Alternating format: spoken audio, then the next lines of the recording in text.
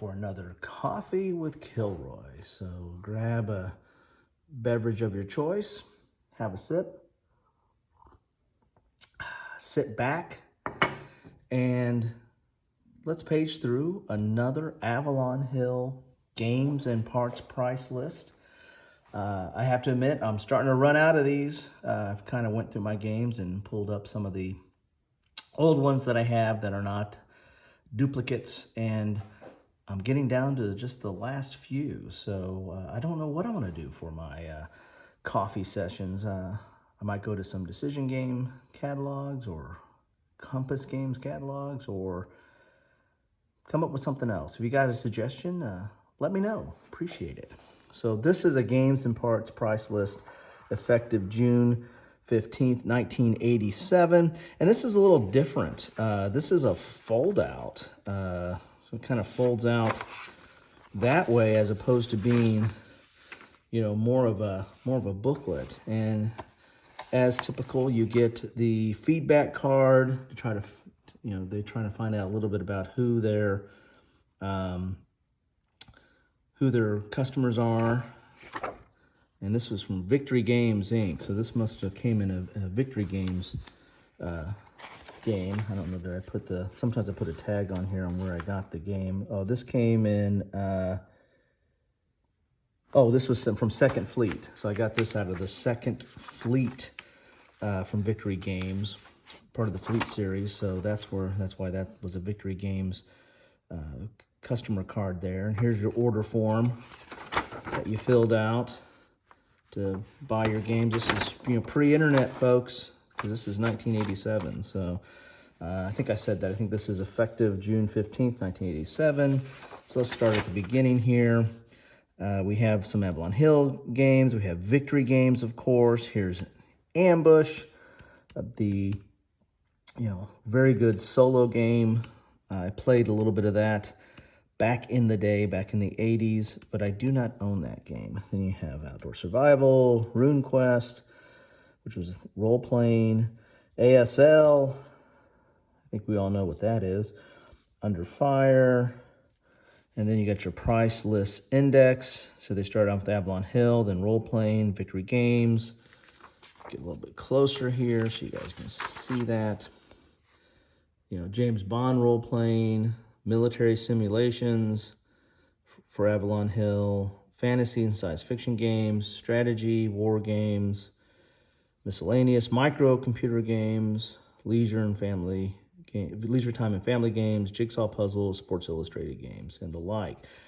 As I've said before, Avalon Hill was beyond just war games. They've got into, you know, sports games, which I played quite a few of those, and then they also got into leisure time and family games. They're trying to be a full kind of service game company.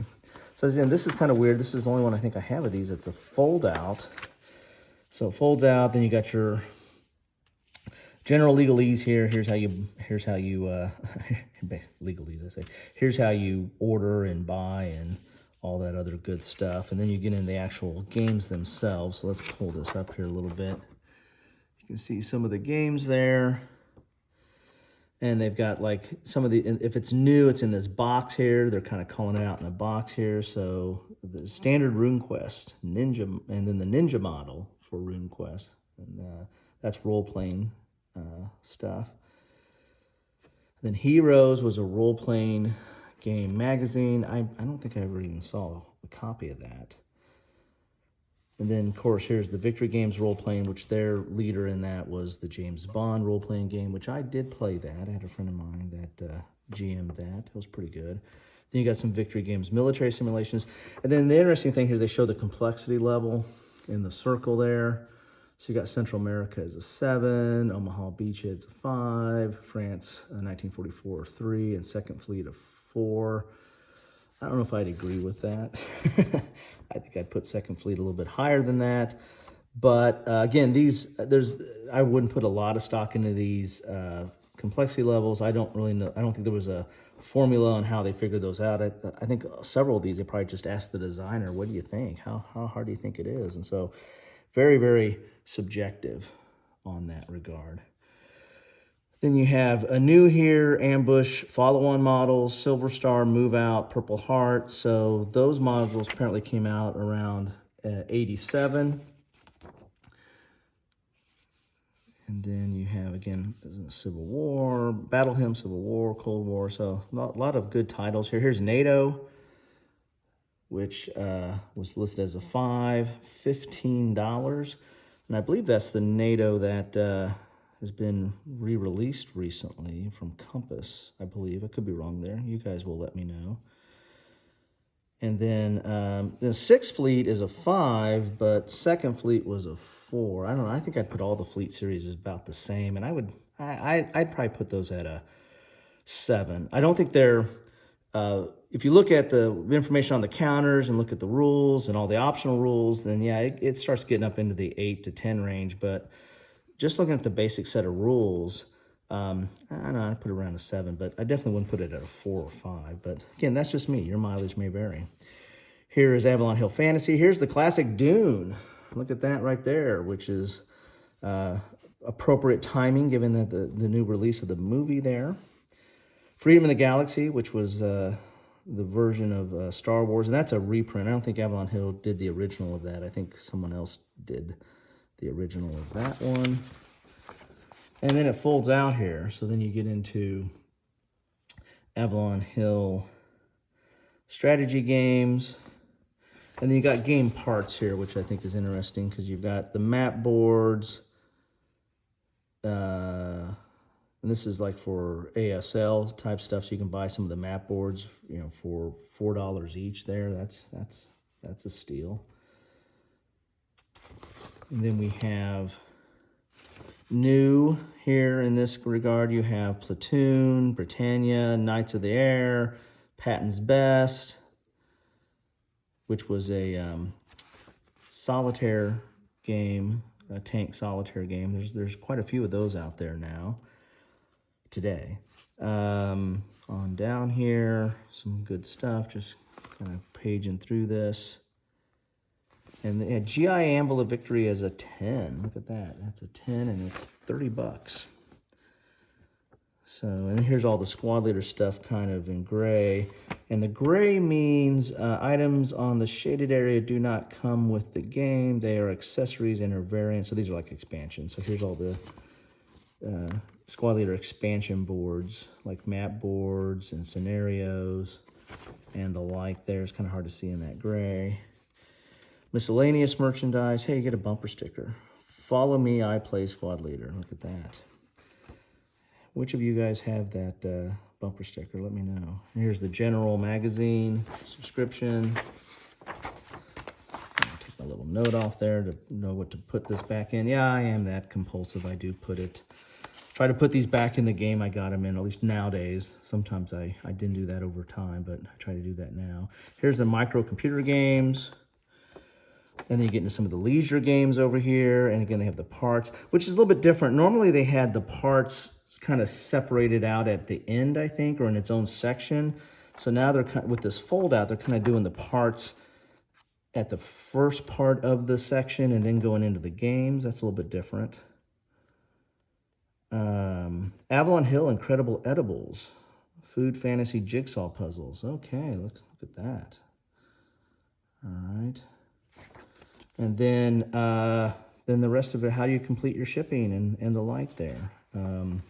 Oh, and we got the backside too. It's a fold out, so we got the backside here. So we get to into the sports games here. And then, oh, here's the discontinued part. So this is discontinued part section, and the rest of this is all discontinued parts. So I find that's interesting. You get stuff for Bismarck there, and Africa Corps, and Circus Maximus, and Gunslinger. There's all their discontinued parts. It's kind of interesting there. And then this Monarch Avalon Inc. So Monarch, I believe, was like the printer or publisher for them, and then I think Avalon Hill got behind on some of the bills, and Monarch became an owner. I'm not completely up to speed on all that history. I believe there's like a book out there on that. I need to get that and read up on that aspect of the history a little bit more. But That's why you have Monarch in the name there. But that is the fold out. So that is Games, Avalon Hill Games and Parts list. Actually, Avalon Hill and Victory Games and Parts list. Effective June 15th, 1987. What do you guys think of that? Bring back some memories, walk down memory lane there. Again, this came out of a Victory Games game, so they were starting to do a little bit more emphasis on Victory Games. At least that's what the customer card was addressed to. So there you have it. Hope you enjoyed. Thank you for spending some time having some coffee or whatever you're drinking. It's great. Thank you. If I don't talk to you before the holiday, there's a Thanksgiving holiday coming up here in the States, and want to thank each of you for, if you've subscribed, I want to thank you for subscribing. If you've clicked like, I also like to thank you for doing that. But even if you haven't done any of those things, if you've just watched portions of this, I want to thank you for spending some time with me, and hope you all have a happy and, most importantly, safe holiday, safe travels, safe spending some time with your family and friends and loved ones. Appreciate y'all, and have a good one.